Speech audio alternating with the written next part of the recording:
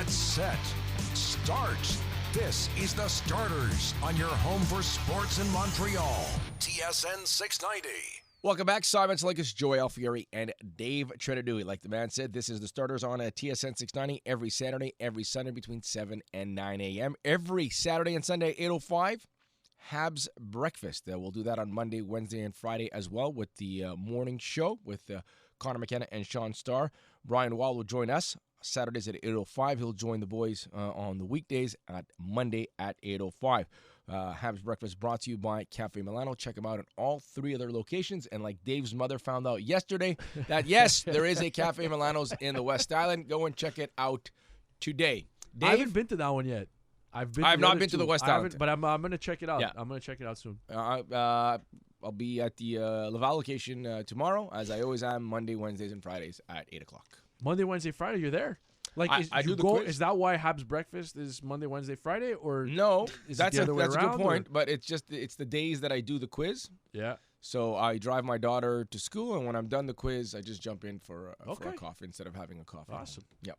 Dave, she's all yours. Yes, sir. So we're going to do a Habs-themed 5 questions here on Habs Breakfast, and you could go to the Starters 690 on Instagram, Twitter. I'm going to throw out the questions there as well. And if ever you guys want to answer them or anything, you can either call us, text us, or answer on social media. So the first question, gentlemen, does Cole Caufield's injury impact his next contract and the negotiations? Do you want me to take this? Go ahead. Go ahead. Absolutely, 100% no. It doesn't impact anything. He's a young player. Has not really missed time with injury before, or not a significant injury anyway, not with the Canadians. So I don't see how it impacts. Now, I'll say this. I know there's a lot of people that are like, well, in the last 82 games, he scored 150 goals, and that's no. Like, I don't see it that way either. Like, I don't think that's a thing. Like, I don't think you can say, well, in the last 82 games, he's on pace for whatever it is. I'm saying 150 to exaggerate, but, like, I don't think I can give you, like, I don't know, if you're a 50-goal scorer in a season, in 1 year, then I can give you a certain amount of money, but you've done it over 2 seasons. I don't know that I can give you that right now. And I certainly realize that he's going to make money, and I know that there's wishful thinking out there that, he's going to take less than Nick Suzuki or the same as Nick Suzuki because, the Canadian, okay, fine. The Boston Bruins did that. Congratulations. That's not happening everywhere. And David Pastrnak is about to bust the bank in Boston or somewhere else. So that's about to go out the window. All right? So Cole Caufield is going to get paid based on recent performance, yes, but it's also going to be a number bigger than $8 million because they're banking on what he can do in the future, and I don't think they're going to take this shoulder injury into account. I'm sorry, I don't think that they will. There's no history here. Like, if this was a shoulder injury that, again, has, because it played out in college 1 year and now he's re-aggravated it. The knock coming into the draft was he's had injury issues at Wisconsin. He's had issues with his knee or his shoulder. This is unfortunate. It is a one-off, and I don't think that will have any consequences on his contract. I don't know if he signs 8 years, though. I don't think he signs 8 years. I think that the NHL, just like the NBA, over the last decade. I wouldn't do it. I wouldn't sign 8 years. I think you're seeing I bet on myself. I'm not signing. Not only 8 that, years. you're not also just betting on yourself, Joey. You're betting against the organization not being efficient. Like Connor McDavid, he's locked in forever, and there's no postseason success. The team around them isn't good enough. But Simon, Austin Matthews took 5 years, and if he doesn't like what the general direction of the Leafs are when his contract's up, I'm out. And I don't want to be a bargain, man. I don't want to be the best or top 3 goal scorer in the league 3 years from now and have people be like, oh, yeah, that's a great contract that the Canadians signed. Contract. Yeah, I don't want that. So I'll take less money. The guy can clearly put the puck in the net. Mm-hmm. So take less money or a bit less money. I still think he's going to be in the 9.5. He might touch 10. But he's going to be in that range. So which is big money by NHL standards. Of course. I'd like to believe the cap's going to go up here at some point. It went up a little bit, yeah. But I like to believe it's going to go up more. I don't want to be a bargain. I just don't. I get that. And just it's don't not wanna only be about one. being a bargain. I think that the NHL has shifted, and Austin Matthews was the first to do it. Like, I know what I'm going to bring to the table. What are you going to bring to the table? How about if the new general manager is clueless? Or the new ownership group, the team is, sold. The new ownership comes in and wants to change things around and wants to spend 2 years rebuilding while I'm sitting here in the prime years of my career making a lot of money on a bad team. So I think that dynamic has shifted, and you'll see more NHL guys doing the Austin Matthews things. Give me mad money for 4 or 5 years, and let me test free agency again in a few years. I think that's going to be more of the standard going forward. You weigh it against injuries. But be honest, how often are careers cut short by injuries? It happens, especially in a contact sport, but you take those chances. I'll sign long-term on the next deal, like what Carey Price did. Like Carey Price, I think, had a 6-year deal and then signed the mammoth deal. And maybe Matthews when stays. I'm close to my 30. Matthews stays in Toronto. It's going to be for long-term, and if he wants to go, he'll explore free agency and sign 6-7 years somewhere else. Yeah, the only thing I think that the Canadians as an organization have is that Cole Caufield has yet to have a consistent 82-game season, right? He had that season last year where he, disappeared for the first half of the season, had no production, and then this year, very good first half of the season, but now you won't get to see the second half of the season. So that's the only thing for me that the injury does, is it removes a chance for Cole Caufield to show that he can, play 82 games. Yeah, but you're paying what you're projecting he's going to do. What That's you're projecting, how this but works. how does that factor into the projection, right? That the fact that still to this day, it's been, his whole first contract, he didn't have one whole consistent season, right? That's the only thing I think that the Canadian has to play when they go to the negotiation table. That's just my opinion. I don't know. I mean, it's a card. Yeah. I don't know that it's going to be. It's going to be effective. Card, no, I know. It's a card for sure. Okay, so let's move on to the second question. Will the Habs regret putting the C on Nick Suzuki for whatever reason? Simon, you can go first. I never liked the C on Nick Suzuki. Really? Yeah. I think we spent too much time talking about the C, but I think I agree with that. I would have been happier with, like, let's say Edmondson plays this year and plays all of next year, because I do believe he's in play the when it comes Canadians to don't do short-term captains, Simon. They just don't. Well, they've done years without a captain. But that's what I'm saying. They would rather have no captain than have a short-term guy who does a year or two. I would have just, this is the scenario that I was concerned about. That it was a bad year, him not producing at the point that he was, and he's on a bad team, and he has to lead, and he has to be vocal, and he has to do everything that goes along with being a captain. I just wanted Nick Suzuki to play offense and play defense, and that was what I wanted his mandate to be.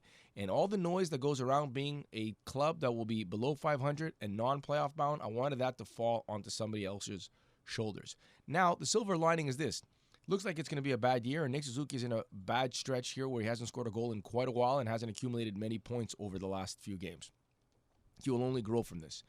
But are they going to regret it? Regret's a big word.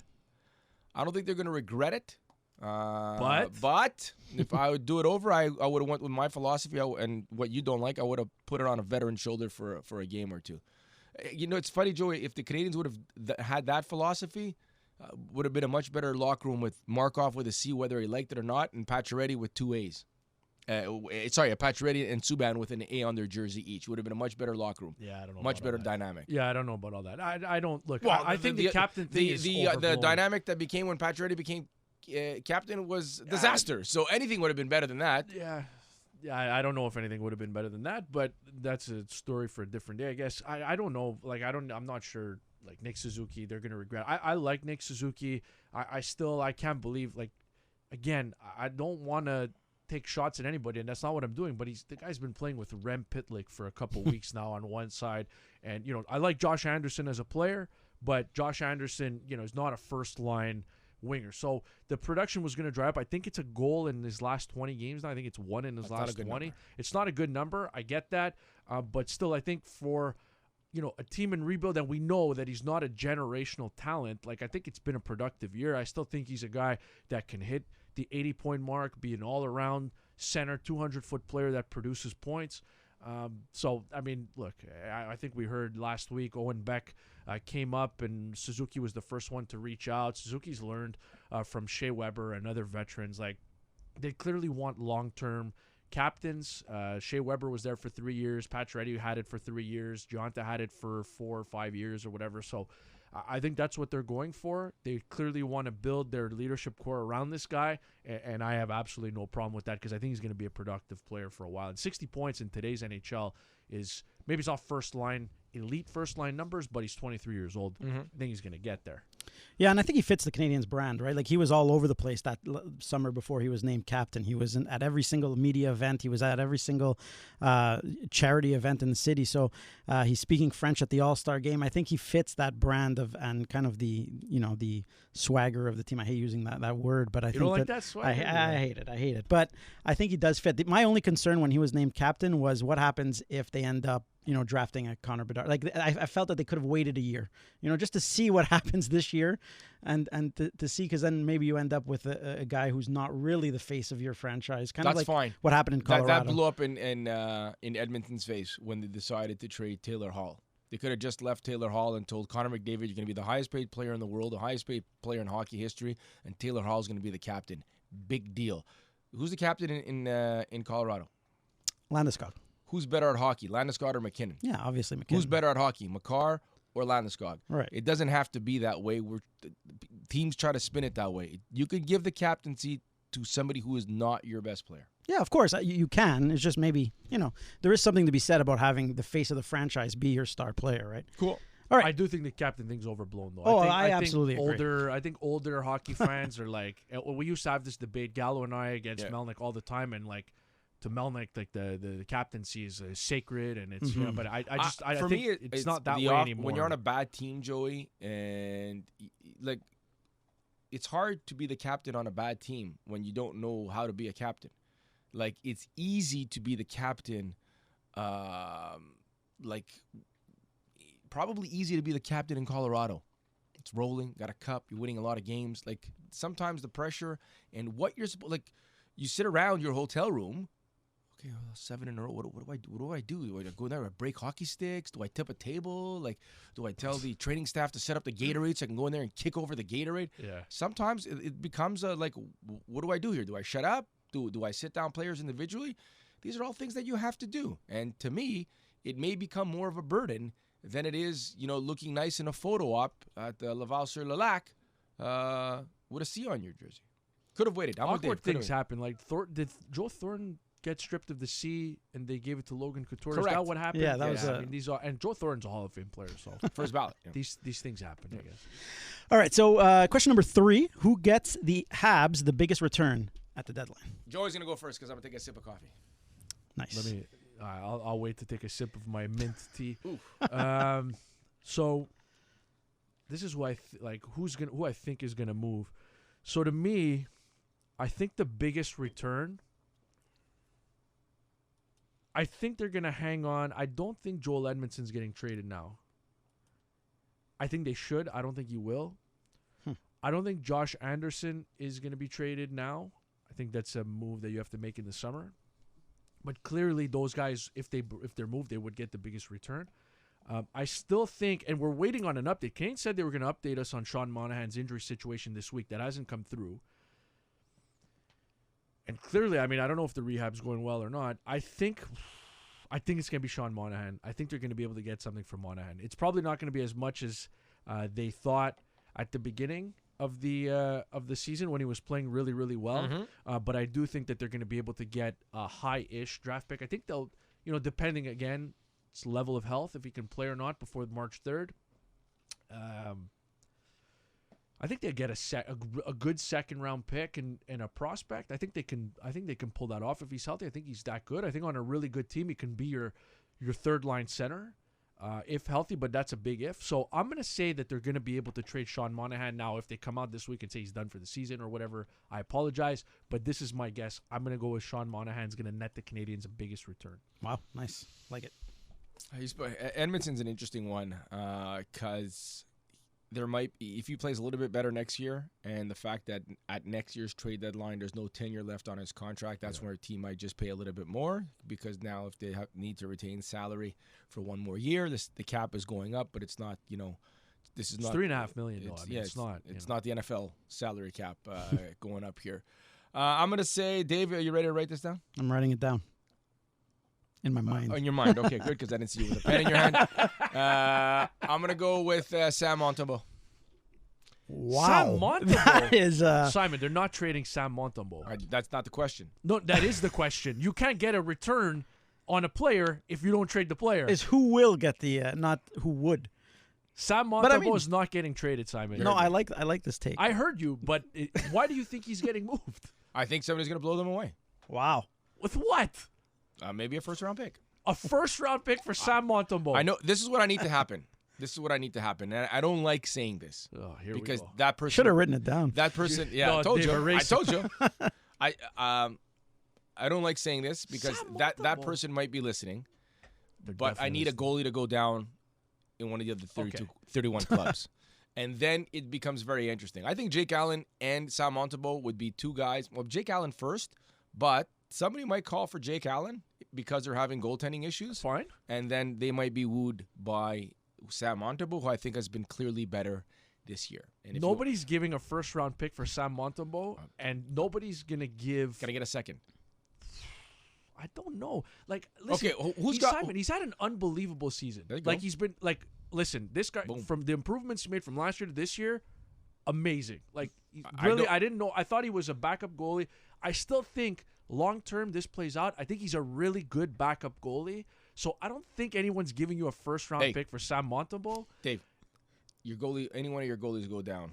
You guys, with all the pressure in the If hockey you're world. a general manager and you call the Canadians and say, I my don't goalie know, just man. went down, Joey, I'm giving a first-round pick. Let's ask Dave. A first-round pick for Sam Dave, Montembeault. well- The Canadians do it 100%. But who is making that phone call? That team right over there. The Toronto Which one? Toronto Maple Leafs. Toronto Maple Leafs are Wow. not giving a first-round pick for Sam Montembeault. Are you gonna even play the person that you get this year with the 27th pick overall? When does this guy make the Leafs lineups? 25, Yeah, but 20, 26? they've been making that mistake all the time. They've been dealing their first No, but round I'm picks saying. like But I listen. I'm not. Nobody. They have one this year. Hold on. They have no second. Nobody is calling up anybody. Yeah. Unless there's an injury. So that's why I feel bad saying but it. they Somebody's got to go down. Yeah, they have a there's other tandem, right? They guys. have Samsonov, they have Matt Murray. What happens if one? Okay, if who is the better of those two goalies? I don't do you know. think? I'll let That's a you hard know. question. So I I need an answer. I want to say Samsonov. Okay, because so on paper, but it's just it's hard to say. So let's say he's the better of the two. Okay, okay, who do you think will be starting game number 1 for the Leafs against the Tampa Bay Lightning? Oof, it's a good question. I honestly think they'll go with Matt Murray. If the playoffs were to start on Monday, you say Matt Murray. Matt Murray goes out. Now, what do you think matters more to the Toronto Maple Leafs organization? Having a guy like Sam Montembeault in nets, or the 27th pick in the first round that, by the way, nobody in that front office is ever going to get to watch and play hockey for the Leafs because they will be fired the moment they lose in the first round. I understand, Simon, but I think there's other There's no options. value in your first round I pick. think there's other options, and I don't think it takes a first round pick to get Sam Montembeault. I mean, maybe it does. First-round pick. It's I can't see Would you it give happening. a second round pick? I mean, I'd have to be very desperate. I don't know. I don't think. If you're calling for a goalie, it's because you're desperate. Yeah, but I don't think the first call you make is Montreal Yeah, for that's what I'm Montembeault. saying. Give me another Like, how about the kid in Arizona? The Don't know enough Malka? about him. Yeah, you Don't know enough about him. I him. don't know enough know. about him. What do you want me to tell you? Fine. I'm just telling you. There's other teams I don't know to enough call about him. before you make that call. And I like Sam Montembeault. But I'm telling you, Simon, if that call is made and the Toronto Maple Leafs say, hey, listen, first round pick, 2023, come on down. I don't want to trade you, Sam, but you have to understand that we're making this move. Final answer. Lock it in. Wow, that is amazing. That blew away any answer. To be honest, you just stole the 5 questions quiz. All right, What just happened here? Guys shipping the I love it. Gachenu away for a first round pick. Simon, I'll listen. draft another Gachenu at 27. Hey, they got him on waivers. I mean, that's a quite nice the move. little Yeah. investment there. Question number 4: which of the rookie defensemen has impressed you most? Go, Joey. No, it's you. No, it's you, Simon. Ken I mean, Gooley. you just- I thought it was going to be good.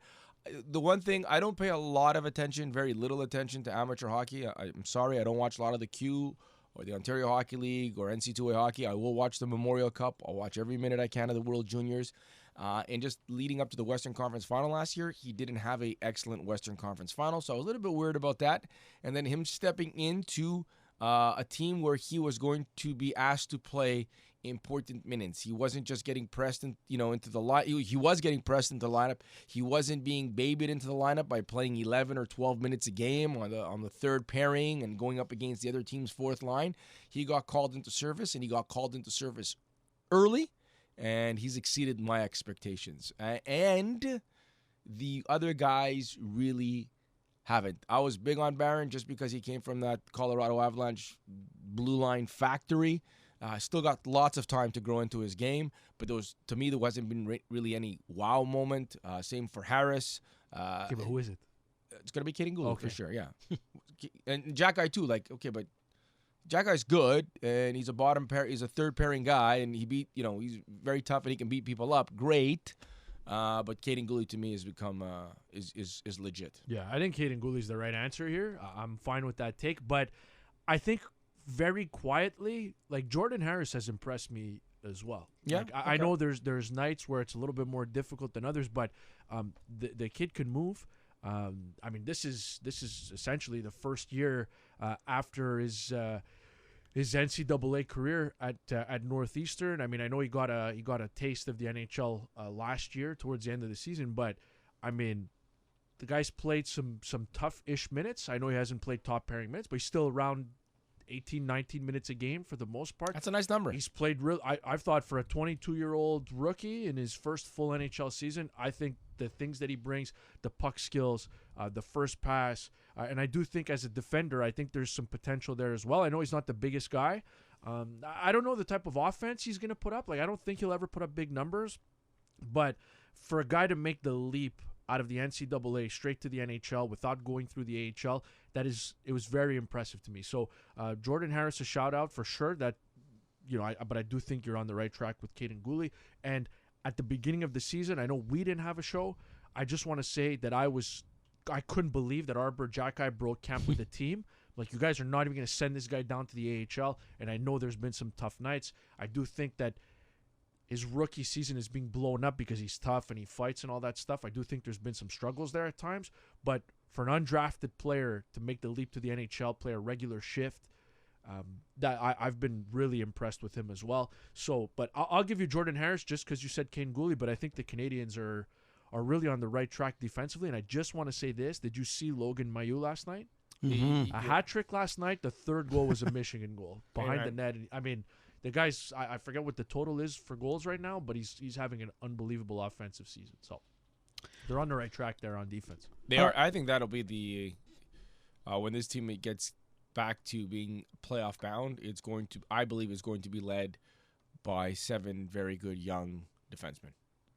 Yeah, I mean, I think that's fair to say. Definitely. All right, quickly, the last question. Question number 5. Should Josh Anderson be considered an important part of this team's future? Look, rare player. There's not a ton of guys like him that size that can move. And I know he only has technically 1 20-goal season. He does get banged up a little bit at times here and there, but he's been on pace to score 20 goals a bunch. I think he's right around there this year too, if I'm not mistaken. But at the same time, I believe, what did we say? There are 3 years left on that deal after this year at $5.5 million, which is reasonable. He's going to be 29 in the offseason. I don't know, man. Good player. If I was a contending team, it's a move I would make. I just think that at this point, there's no rush to move him. But is he an important part of the future? That's the question. I don't think he's an important part of the future. Just not because he's not a good player, but just because he's going to be 29 in May. When this team's ready to compete for a Stanley Cup, Josh Anderson ain't going to be here. No? Okay. I don't think so. 29. He could be that 2-3 years. You're at 31, 32. Yeah, I don't think they're competing for a cup in 2-3 years. Maybe if they win the lottery, maybe. A couple of factors. But if Sam Montembeault nets a first-round pick at the deadline, Josh Anderson gets you 4. Boom. I think he is an important part. And why? Because I think if you're looking at the dynamic of a hockey team, and if it's a guy that plays on a second line, then you are an important part. And the most important parts of your hockey team are the guys that are probably playing on your top line. So I still think there's a level of importance to his game and what he can bring to his game. And I've already dressed up my lineup for opening night next year, and it's Pierre-Luc Dubois in the middle, and Anderson and Slavkowski on either side. Let's go. I'm going 6'4". Let's go 240 on each. Amazing. When the smallest guy squad on your line is 6'2", 220, that's a good hockey line. So I think he's an important. I'm going to play off that word. Just if he's top 6, And I'm also a sucker for his game. And there's many nights that, there's a lull and he's not engaged, and it frustrates me. And then there's moments that you look at him, he's a beast. If he ever, not that it matters that he ever has to drop the gloves, he can. He can knock people over. He's a big physical presence that can move. I'd like to see him if there's, I don't know at this stage of his career how you can get a little bit better. If he got a little bit better at puck distributing, I'm not talking about being a playmaker, just, getting his teammates, his line mates a little bit more involved. I think that can add an element to his game. It's not his game. But I think he's an important part going forward. All the things you just listed for me are the reasons why his biggest trade value to the Canadiens is as a trade piece. I think that, a contender, he's inconsistent. He's inconsistent, but he scores goals in bunches. I think that suits well for the playoffs. I think his game suits well for the playoffs. I just think that, he was my answer to question number 3 and who gets the Habs the most at the deadline. I think they should be moving him. I just don't think it's going to happen. I don't think it. I think it's. That's why I didn't say him. People don't want to take on contracts. Man, that's what. If he was a free agent this summer, UFA. Then yes. Yeah. But he's sure. not. So the thing is, his name, Ken Hughes mentions him as receiving calls about him all the time. It must be for a reason. It must be because he's 100%. He's trying to get him to move. And I think that, for a long time the Canadiens didn't have that prototypical power forward, and I think that Habs fans are kind of not, I don't want to say blinded, but they're kind of just enamored by what he brings to the Canadiens that you haven't seen in a while. But I think that he's an absolutely movable piece, and I think that that's what his biggest value is to the Canadiens, and I don't see him in the long term here. Simon Tsalikis, Joey Alfieri, Dave Trentadue. This is the Starters on at TSN 690. Habs breakfast every Saturday and Sunday, every Monday, Wednesday, and Friday with the boys on the weekday morning show. It's Habs breakfast brought to you by Cafe Milanos. They arm wrestled to see whose name would be read first. Meanwhile, somebody snuck me a 20. This is the Starters with Trentadue, Tsalikis, and Alfieri on TSN 690.